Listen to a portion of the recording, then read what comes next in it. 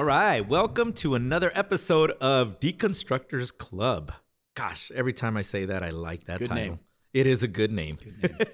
Yeah. It's a good name. And the reason why we've explained it already in one of our episodes or the first episode is because we want every person that's on this journey of deconstructing to feel welcome here. The space we want to create for you and for anybody else that really is interested in knowing what we're about. Yeah, and we want to give people a word for their experience. Because sometimes people have this experience and they don't realize that a lot of other people also have this experience. So part of the name is to give some credibility, to the experience and to the journey, and you're not alone. Right. So Alex here once again with you, Bob, our co-host. Hello, everybody. And our featured guest. So it's really cool to have you. Today we don't have a guest, and we'll have some pop in and out. But today we have an interesting topic that we're going to be talking about. Bob was preaching last week about a very interesting subject. And really it was when you're not liking God, you know, when God isn't living up to whatever expectations or your experience is not matching up to what you thought God would be. Yep. And that happened to David. And so I know you're going to give us a little bit of the summary of where that's at in the Bible and kind of go over it. And we can talk about it because it was a kind of a deconstructing moment for David too. Absolutely. And I want people to understand that in the Bible, very key figures, key characters went through deconstruction too, where they didn't understand God, or God, they understood him one way. And then all of a sudden it's like, wait a minute, it's not lining up. And that's like what happened to us. It was just not lining up. Yep. And so talk to us a little bit about that. Yeah, so in the Bible, which is kind of unique for a lot of people to see the fact that there are key figures, important figures, heroes, if you will, of the scriptures, who went through dramatic shifts and changes in their belief systems and in their way of seeing things, comes as a surprise to some. I mentioned, on Sunday that we don't just go to the Bible for, an outline of what God is like. It's really not a book about that. When you get into reading it, you find out that it's kind of confusing. People are very different and sometimes very disjointed, and people go through experiences that sometimes are surprising. And so this was true for David. David was a hero in the Old Testament. In fact, probably the most complete story of any figure in the Old Testament is David.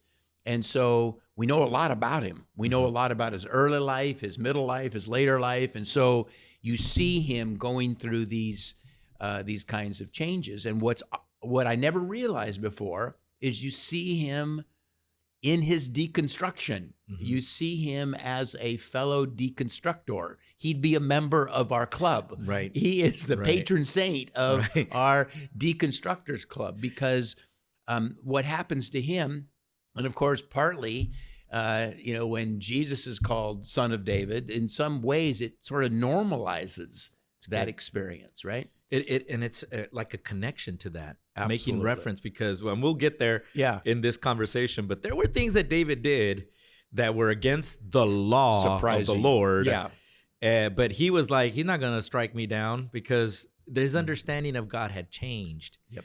And it's interesting because in summarizing it, even in the New Testament, is that David was known to be a man after God's own heart. Right. Yet he was breaking God's laws left and right at times. He often does some surprising things, and he wasn't perfect. There was a lot of things about David that, but yet mistakes that he did. There were things about him that would give him that sort of label, a man after God's own heart. And so we can talk about what was it about David that gave him that sort of label. And it's interesting because so unapologetically he did what he did. Absolutely. And yet I was always one to think, growing up, hearing about the story of David, it's just like, hey, he just had special favor, Right. Everybody else was less and he was more. Right. And he was just special to God and everybody else wasn't. So because he can get away with all of these mistakes yeah. and bad things, and even unapologetically breaking God's laws. Yeah, it had to be something about David being willing to be honest with God. But what if it wasn't that he was so special? What if it's that No. his understanding of God wasn't according to or lining up to the system? Yeah. What And if it how was he was that- interpreted? Absolutely.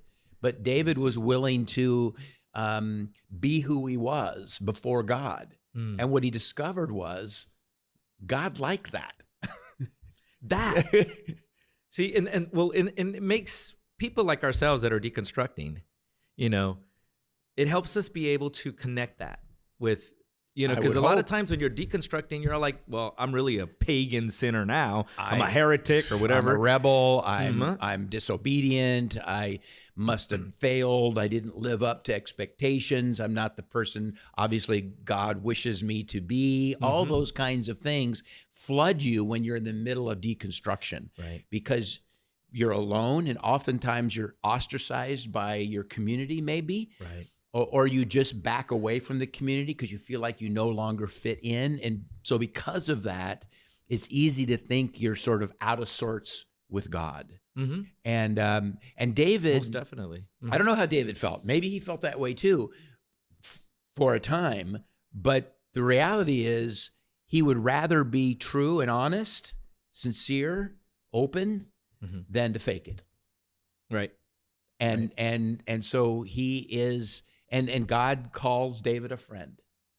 Right. And it's an interesting, Right. it's interesting. Anyway, the story is back in 2 Samuel 6, where David is finally, Which is one of these key moments. Of key him moments, questioning God. absolutely key moments. So in 2 Samuel 6, David reunites the kingdom, and that is a process. First of all, you remember from your, remembering the David story, he's on the run from Saul. People think he's on the run from Saul for maybe up to 10 years. That it's a long time that Saul is after him, and David's trying to avoid Saul. David is growing in the wilderness.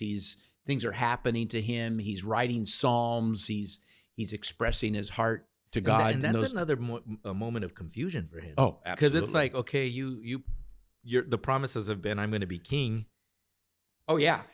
And when he was a teenager, he defeated Goliath. Yeah. Comes into Saul's court. He's a hero. People are singing songs about him. David is a man of promise. Right. He's got all of these accolades going on, and then his king becomes jealous, and it's like he persecutes him. He wants to kill him, and it's like, what in the world is going on here? Does that make sense? It's an amazing story. We know so much about the David story. Right. And this comes right in the transition between being kind of a outsider, and now he's being brought in to become and to be anointed king of Israel. Okay. At first, he was just the leader of the southern tribe of Judah. And then you had the northern tribes who were kind of following King Saul's heirs. But in time, that ended. And they bring the unity of the kingdom. unity came together, and David is now anointed king over all of Israel. And so right there at the beginning, David has this idea. This would be a good idea to bring the Ark of the Covenant, which, also called the Ark of God, the symbol for God's presence. Let's bring the Ark back into the city. It had been with the priest Abinadab for 20 years. And now David says it's time. It's time to bring God into the new capital. Remember, David made Jerusalem the capital of the new nation. And so here comes the Ark. They have a big procession, a big parade, and a lot of music and dancing. It was a very festive moment. And right in the middle of that festive moment, a tragedy occurs. The scripture, the story says that the Ark was being carried on a cart, pulled by oxen, and it comes to a particular spot in the road. It must have been, maybe a rocky spot or some holes in the road, like here in Sacramento, if you drive some roads, you're, bumping along over holes. And you can imagine what a wooden cart would be like. Right. So you got no shock absorbers. No shock absorbers. You're going over these bumps, and the cart begins to shake. And one of Abinadab's sons, Uzzah, reaches out his hand to steady the ark. He didn't want the ark to fall on the ground. And when he did that, the story says he was struck dead. He died. And the explanation in the story was that God killed Uzzah because he dared reach out and touch the ark of God. Well, obviously, that sort of slowed the parade down. Music stopped. David was shocked that this happened. And so David decides he's angry. Yeah, because they attribute it to God, which it could have been an accident. Yeah, I'm sure it was an accident. Yeah. And, back in the day, the Bible was understood as very fantastical. Not in our days. Our days, it's, with the literalists, it's got to be literal. Right. And, but fantastical stories that were told back in the day were normal. So things like this that were unexplainable that would occur, you would always attribute it to God. Sure. And then the New Testament, it's either God or the devil. Sure, absolutely. And back in that day, I mean, right. If you're being blessed, God's blessing you. If you're being cursed, God's cursing you. If a bad thing happens, God's mad at you. Good things happen, God likes you. Right. That's kind of the superstitious sort of gets attached to religion all the time. Right. That kind of superstition. We talked about that, in one of our other podcasts about the way superstition had a role in our earlier days. So anyway, this explanation that came right out of the community that God must have killed him because of that infraction. They must have thought, well, that was, he reached out and touched the ark, therefore God had killed him. And David is angry. So David is thinking, how can we bring the ark of God into the city when God does such an unreliable thing? In fact, what we read says David was afraid of the Lord that day. Right. He said, how can the ark of the Lord come into my care? So David was unwilling. This is verse 10. David was unwilling to take the ark of the Lord into his care in the city of David. Instead, David took it to the house of Obed-Edom, the Gittite. So David determined that he could no longer feel safe with this God. And so he sent the ark to Obed-Edom, the Gittite, the Gentiles. He was punishing God. He was like, God, you killed go be like, you my must friend. Be, you killed this servant of yours.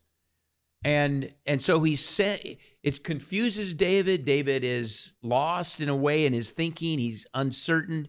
And so, but this was a very public thing. And I think David was also humiliated before all of these people. And God did something that really disappointed David. And so David sends the ark to the Gittite saying, you take God. I don't have a place for that kind of God in my life. And so that's what he does. In fact, we think it's in the city of Gath. And if you remember, Gath is an enemy. So essentially, the Philistines, he sends the Ark of the Covenant to the Philistines. To the enemy. And David had just defeated the Philistines. Right. So David sends God, maybe as a punishment, but maybe just get this God away from me. I no longer can understand this God. It's interesting that you said, I can no longer understand this God. Now, where have we heard that before in our own lives? And many probably of those that are listening to us right now or even viewing us, many times we're like, I don't understand, why this is happening in the world, or this is happening to me, or this happening to my family member. This person passed away this way. All of these questions that we have about God. And it's interesting because with David, the unexplainable, what happened, it's like, okay, God killed him. In his mind, it's like, you know what? I don't know right now if I want to see or hear about this God, because this is too harsh for me. I think in the wilderness, David understood God as the one who was with him in struggle, supporting him, blessing him, helping him. And that time and time again, he was delivered from the hand of Saul over and over and over again. And I think in David's mind, God was on his team. And against until that moment, against the enemy, right? Right. And then now something happens in his life with his friend that doesn't make sense. And it's a violation of his own understanding. It kind of makes him feel unsettled, afraid. And he is willing to say out loud, I don't think I can trust this God any longer. It's crazy. Now, I would interpret that as, I don't think I can understand or I can trust my ideas about God any longer. But in that moment, it's not, I don't trust my ideas about God. When you're first starting deconstruction, it feels like you can no longer trust God. God is no longer safe. And I think part of as I look back on my own experience, I think it's because I wasn't aware that there were any other ways to think about God, except for this way that I was how I was raised. Right. So for me to send God away, which I totally understand that, send God to the Gentiles, that is to me a metaphor for just putting God away, just sending God, or that. Now I would say sending that idea of God away. But at the time, it was like sending God away. And that's what David did. For David, that was the only God he knew. So therefore, when he sent the ark away, he was sending God away. And I think for every deconstructor, they get this. They understand this. This is not, they understand the feeling of a God or an idea of God that no longer fits. I like the distinction that you're making of, is it God or is it your idea of God? Because even in Scripture, in the Bible, all of these characters have their ideas of who God is. Absolutely. And why is that so important? Because all of us do too. My idea of God isn't exactly like yours. Your idea of God isn't exactly like mine. And I think that being a part of deconstruction, I didn't have the freedom before deconstruction to make that choice. Right. The idea of God had to be according to the consensus of evangelicalism. Because it wasn't presented as an idea about God. It was presented as the absolute truth about God. And the fact is, we already know the Bible says God's incomprehensible, not understandable. How could we understand God, the real God? See, in evangelicalism, that was always the case. But is it according to truth? Whose truth? Your interpretation, your idea of God's truth, and you want everybody in uniformity to that idea. And it just shuts down. And it's not this creative way of beginning to be able to question, deconstruct, remove from, send away. It shuts down growth, learning, right, progress, development. It shuts down the process of faith, Mm. because faith is a verb. Faith is active, dynamic. It's moving all the time through us in our lives and between us in our communities. So this faith, in a way I understood it earlier in my life, it was a set formula, a set of doctrines, a set of concepts that we called the faith. And it was a noun. And I either ascribed to them, accepted them, or rejected them. But faith isn't that. I mean, these are some categories of understanding, maybe some of the things people have said, that we sort of have put. I'm not even sure there's that much of a benefit for those kinds of hard and fast doctrines or theological precepts, but they're okay.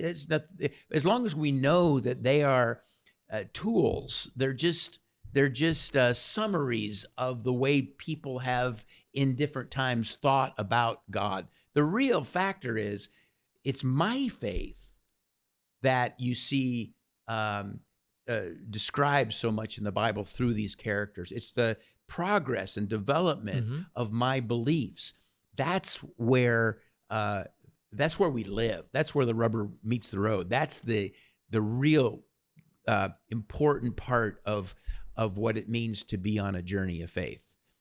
It's what I, in my honesty, have to acknowledge what I believe and what I'm struggling to believe.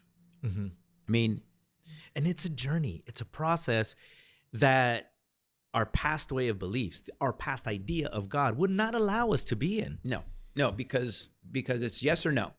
Yeah. Believe it or don't believe it. And you stay, as Paul would say, as children, spiritual children, you stay immature in the faith. When you really think about what maturity in the faith really is, it's a process. Yeah. So in the story, there's this moment when someone comes after 3 months of God being with the Gentiles. I don't know what Dave's doing. I mean, he's building the kingdom. He's leading. He's ruling. Maybe he's looking for other gods that would be more cooperative, with his plans. See, what you just said is a reality that the way we were taught, that wasn't the case. But, back in the day, most of the Israelites believed in polytheism. They had their patron god, and every other nation had their patron god. They just thought theirs was better. They just thought theirs was better. And isn't that today? This is a divergence a little bit. Right. No, but still, we'll come back to the story. Yeah. Well, our God's bigger than your God. It's always been that way. His religion's always fighting, whose God is better and bigger. But maybe something new is coming wouldn't it be great if something new was coming in our culture, society, our world, where we have a better understanding of a God that is interested in bringing all the families of the earth together. Yep. And it's inclusion. It's an inclusion. Who can we get our arms around? Who can we include rather than who doesn't fit? Right. Who can we include within our family? God includes the world. Right. We know that. God includes the whole world. For God so loved the world. Not people like me or just you or just that group. So how can we extend our embrace?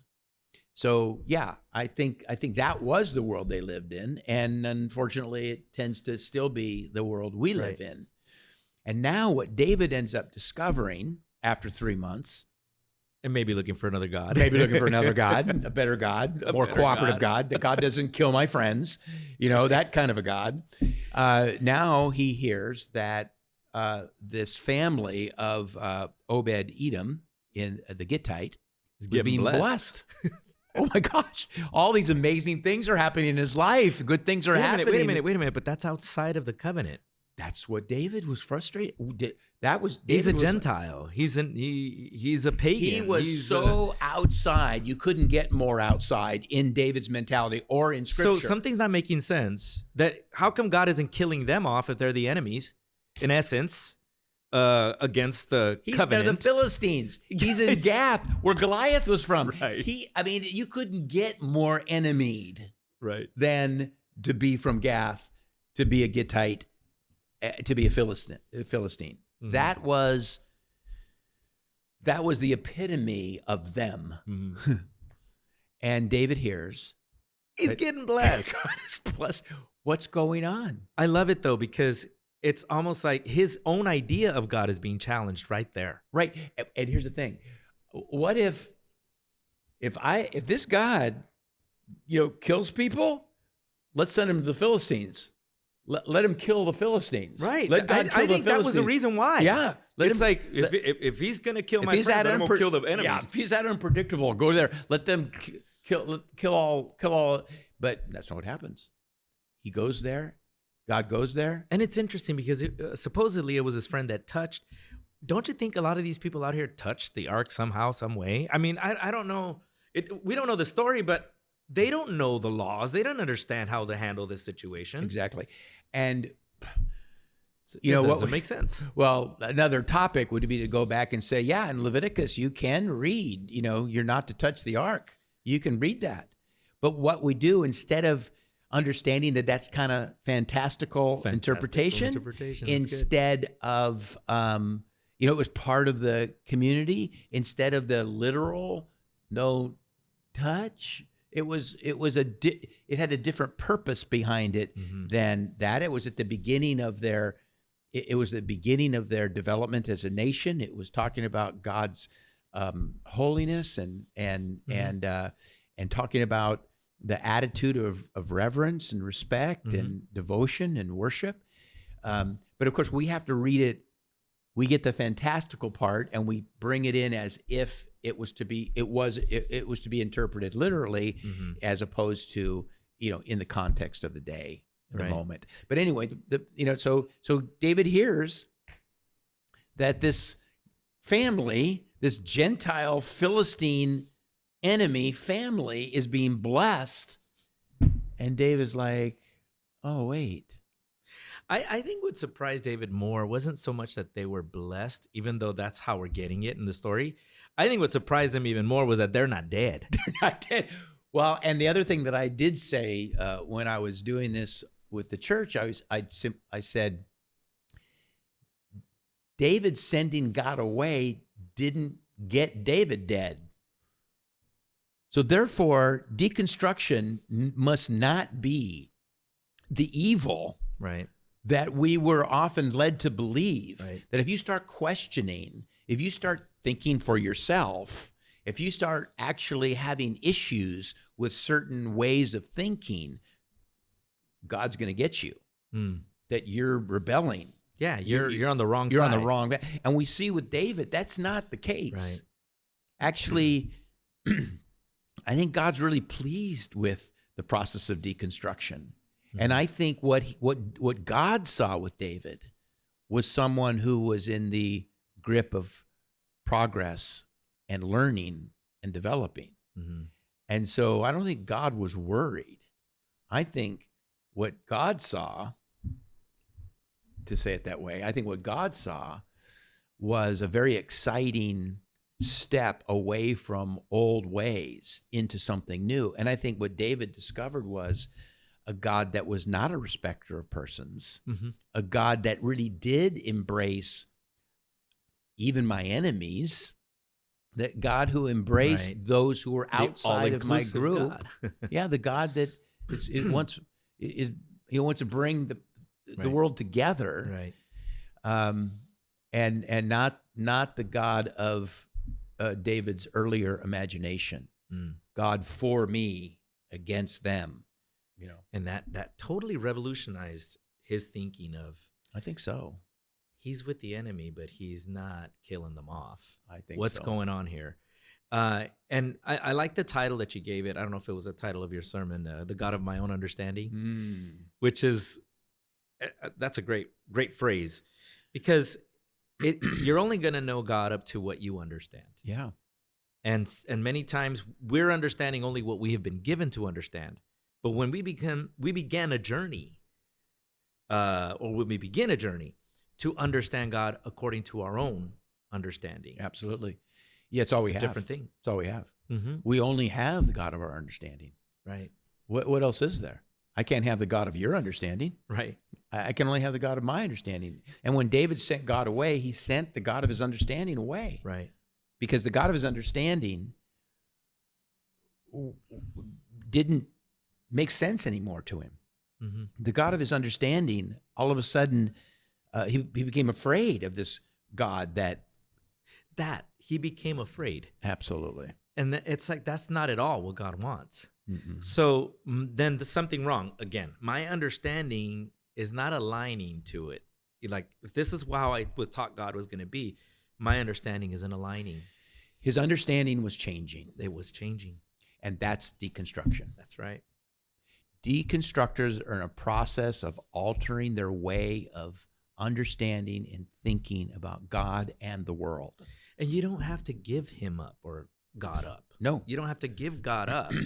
It's your understanding It that just goes will change- feel that like begins- it at first. Yeah, at first, it will yes. feel like it at first. Because you were taught that you would relate that idea that is God.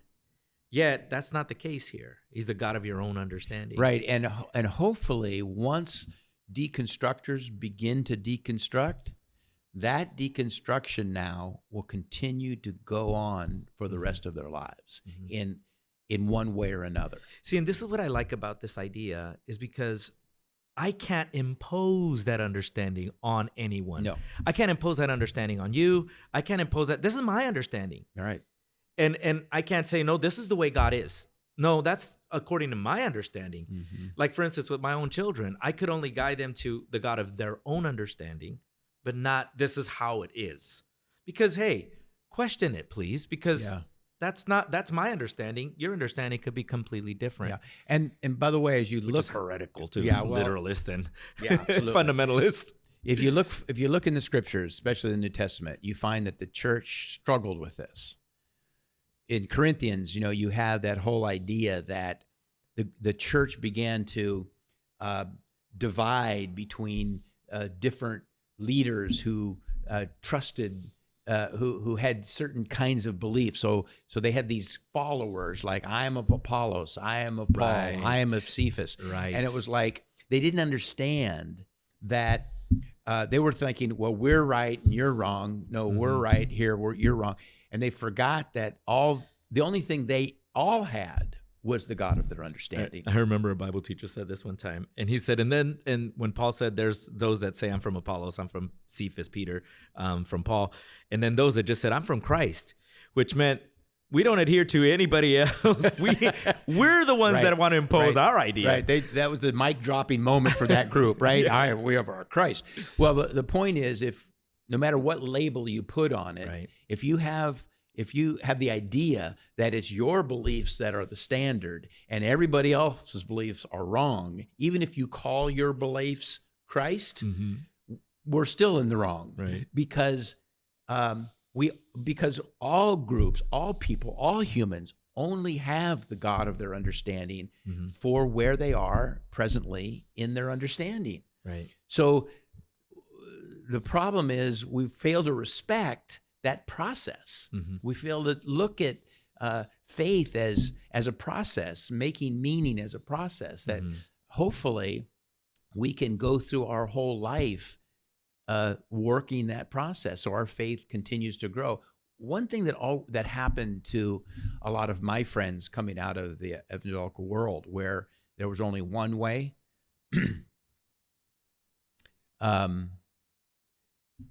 when they began to deconstruct, because they assumed it was the only way,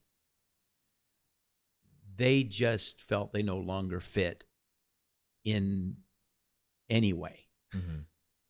So because they no longer fit in that way, I must no longer fit with God anywhere, in any way. And that's I think that's one of the big points of our podcast. Right. Because we know that there are people out there, because I've got friends who are out there. And I respect people that basically walk away completely from faith. We're not in any way here saying you're wrong. and condemning it in no ways at all. Mm-mm. And it's interesting because I have friends. When I pastored years ago, we had a worship leader that was amazing, and he went through some very, very difficult experiences in his life.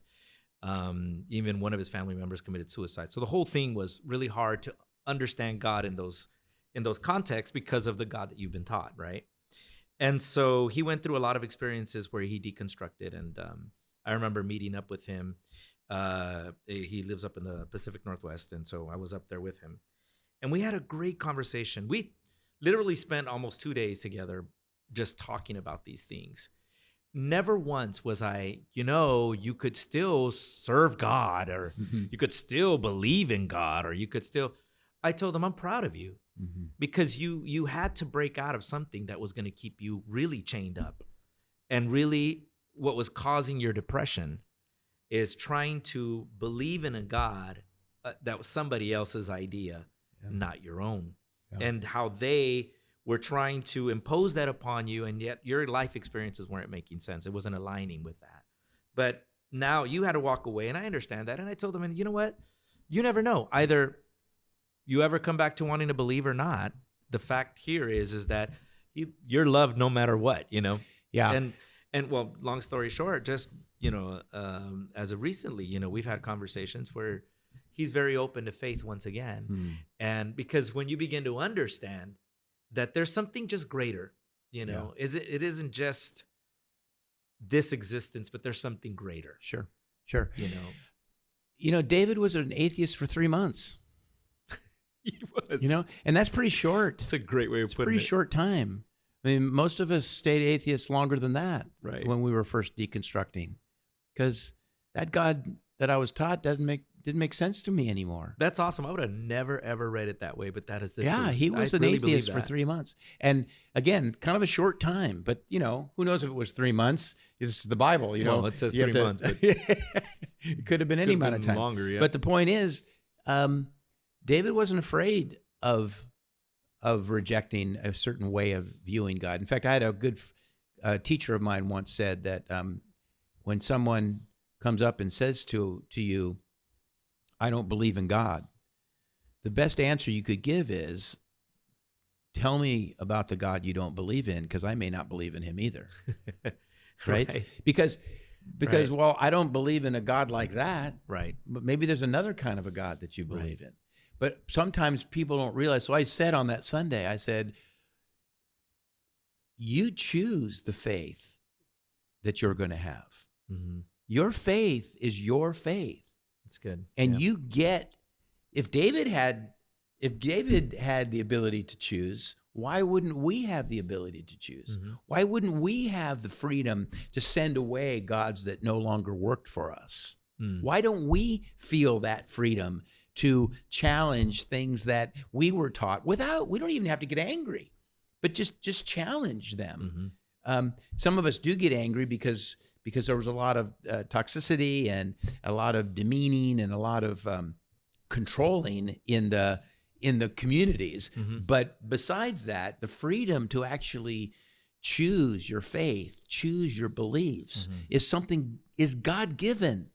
God gives humans the ability to choose mm-hmm. what they're going to believe, even about himself, right. even about God's self. Right. That we have the freedom and the gift of being able to look honestly into our lives and into our experiences and begin to formulate mm-hmm. the God of our understanding. Mm-hmm. And that isn't an aberration. That's actually the freedom that we've been given. Yeah. And so often the church has been afraid of that mm-hmm.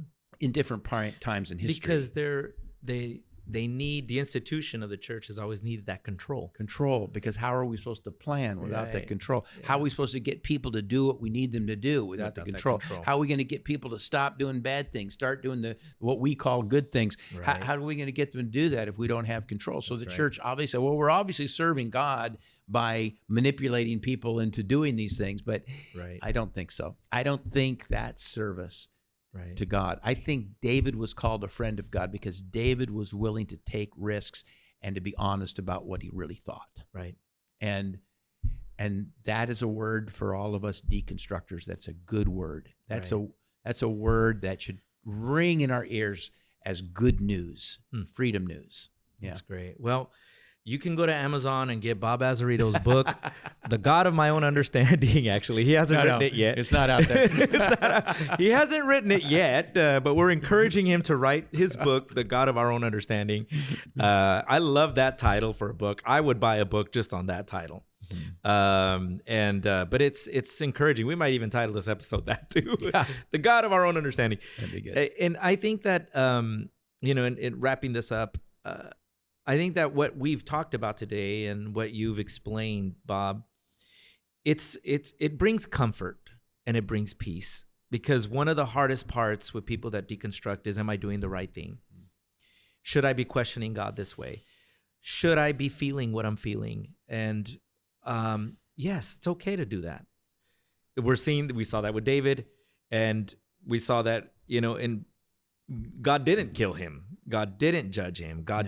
None of that happened. And even more so, his enemy was being blessed. Yeah. So there was a statement that God was making. And that's why we go back, why did he kill Uzzah? Well, that fantastical reading, that definitely could have been something of an accident that they attributed to God. Likely.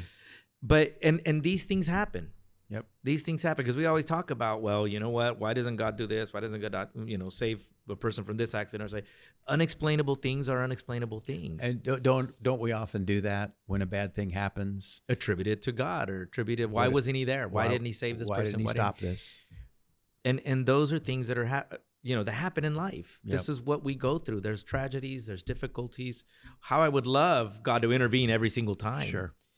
But again, we're developing these ideas of the God of my own understanding. So, yeah. But anyways, I don't know if you have a last point to wrap it up here, because, Nate, our amazing, tech. It's telling us our time is up. Our time is up. Well, I would only say on the last point that you just made, sometimes we wish God would intervene and stop bad things from happening to us. Mm-hmm. But I'm pretty sure that we would not like a world like that. Mm.